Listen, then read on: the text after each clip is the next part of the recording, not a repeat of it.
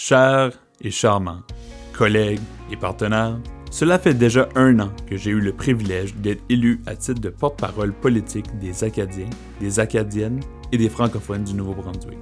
Au courant de cette année pandémique, les rencontres virtuelles ont pu faire en sorte que nous avons eu une plus grande accessibilité envers les actrices et les acteurs politiques. En tout et partout, j'ai eu la chance de participer à plus de 100 rencontres. Le gouvernement du Nouveau-Brunswick travaille présentement sur plusieurs domaines. Ces réformes auront un impact majeur dans votre quotidien. Bien évidemment, au cours de la dernière année, plusieurs enjeux ont fait leur entrée dans l'actualité. Sans y aller en détail, voici quelques faits saillants. Nous travaillons très fort présentement sur le dossier de la révision de la loi sur les langues officielles du Nouveau-Brunswick. Les consultations et la mobilisation de la communauté acadienne doivent être la priorité de notre organisme porte-parole dans les prochaines semaines et les prochains mois. Il s'agit d'un dossier d'une très grande importance pour notre Acadie. Au niveau de la loi sur les langues officielles du fédéral, le gouvernement de Justin Trudeau a annoncé dans les derniers mois qu'il veut protéger la langue française partout au pays.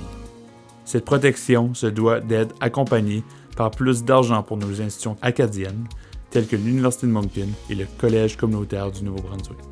Aussi, un de nos plus grands défis est notre démographie.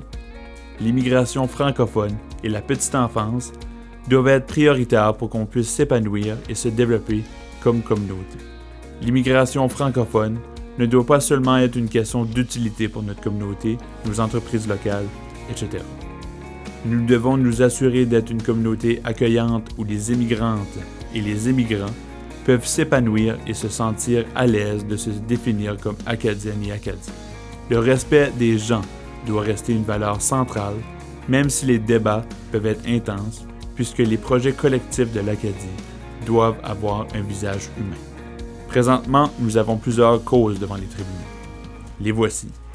Accompagnés de la Fédération des étudiantes et des étudiants du campus universitaire de Moncton, nous poursuivons l'Association des infirmières et infirmiers du Nouveau-Brunswick, puisque l'examen d'entrée NCLEX-RN ainsi que ses documents de préparation ne respectent ni la loi sur les langues officielles du Nouveau-Brunswick, ni la Charte canadienne des droits et libertés.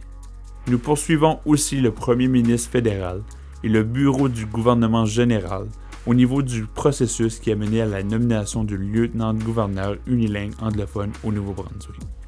Pour conclure, je me suis donné un objectif pour ma dernière année de mandat, soit de rapprocher davantage l'organisme de ses membres.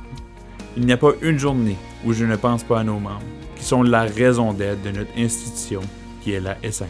Merci à nos membres, au conseil d'administration, à la direction générale et à toute son équipe pour le travail accompli.